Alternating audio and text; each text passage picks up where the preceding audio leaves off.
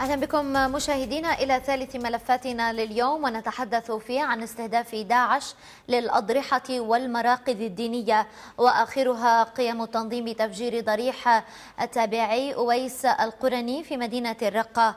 ضريح أويس القرني لم يكن الأول الذي يتعرض للتخريب والهدم، فقد سبق لداعش أن دمرت العديد من الأضرحة ونبشت العديد من القبور في عدة مناطق سورية كحلب، الرقة والحسكة.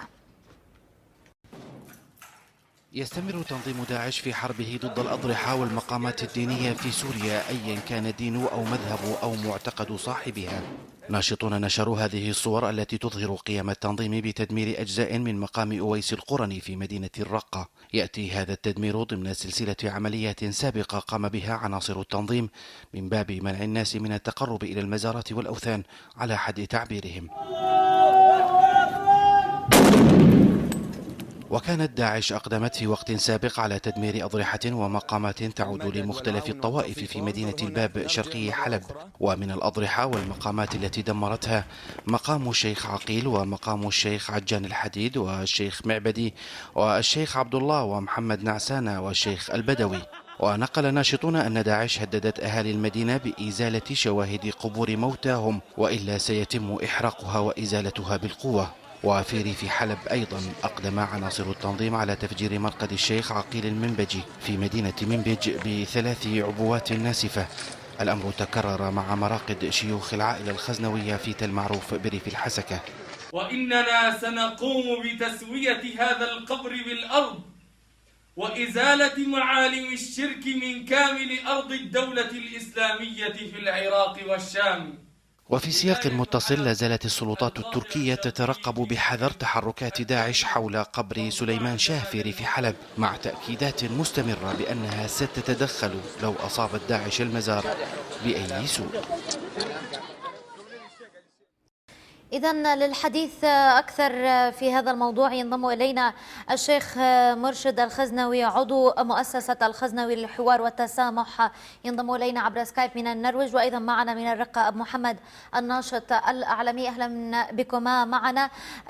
إذن فضيلة الشيخ، أبدأ معك، لو تحدثنا بداية عن هذا المقام، مقام أويس القرني، متى بني، ولو تعرفنا من هو أويس القرني؟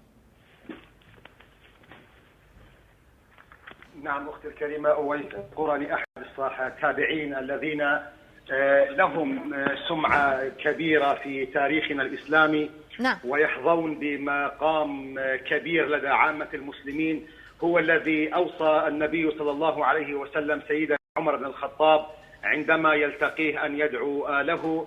أويس القرني أحد الذين شهد لهم النبي صلى الله عليه وسلم بالجنة نتيجة وفائه واحترامه لوالدته وسعيه ورعايته لوالدته. وبالنسبة لمكان مقامه أو قبره فيه خلاف بين المؤرخين ما بين أكثر من مكان، لكن المكان المتواجد حاليا في الرقة هي أحد أبرز الأماكن التي يظن أنها عائدة للتابع أويس القرني. نعم.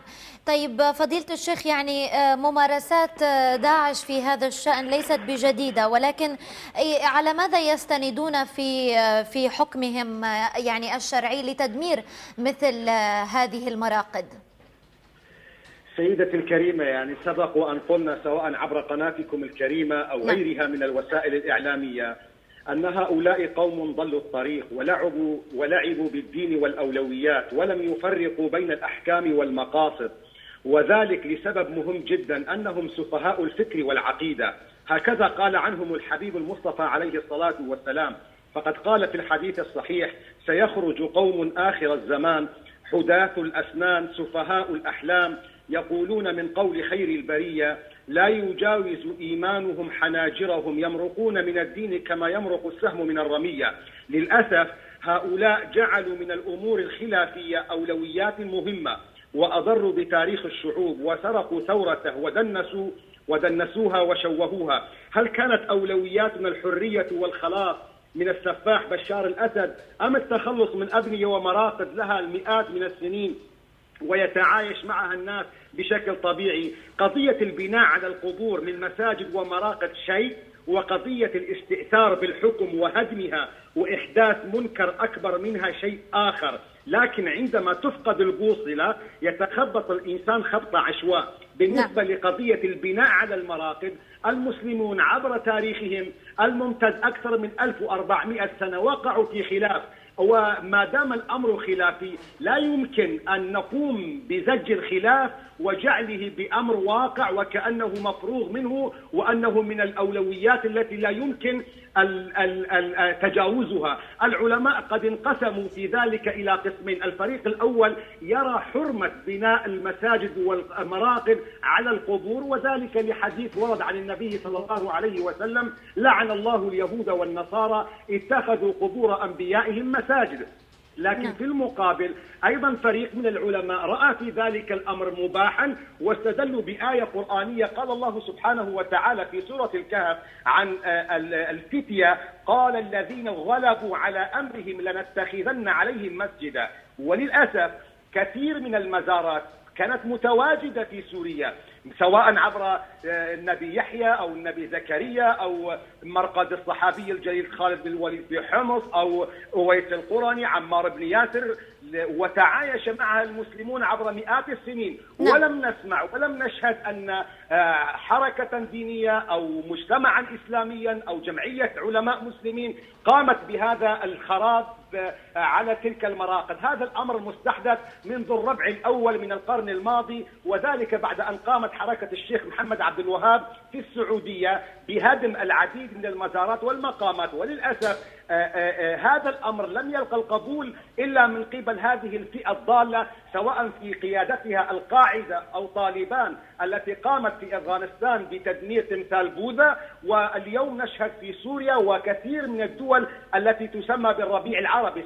شهدنا هدما للمزارات في ليبيا، في مصر، في سوريا. وللأسف هؤلاء يؤثرون ويخلقون الفتن بين المجتمع. حتى أيضا ليس المزارات الإسلامية، للأسف استهدفوا معظم المواقع الدينية والتاريخية التي تعكس التنوع وغنى المجتمع السوري وموروثه الحضاري من خلال استهداف المساجد والكنائس. فقد استهدفوا مسجد وضريح الشيخ عقيل في منبج، وقبلها أضرحة أجداد الخزنويين في تل معروف، وقبلها قامت جبهة النصرة بهدم ونبش قبر حجر بن عدي الكندي، وقبلها كاتدرائية السيدة العذراء في حمص، وقبلها الكنيس اليهودي التاريخي في دمشق الذي يعود بناؤه إلى 720 عام قبل الميلاد. للأسف هؤلاء ينسون أن النبي صلى الله عليه وسلم مر بالكعبة وقال لها: ما أعظم حرمتك إلا أن حرمة المسلم أعظم من حرمتك. هؤلاء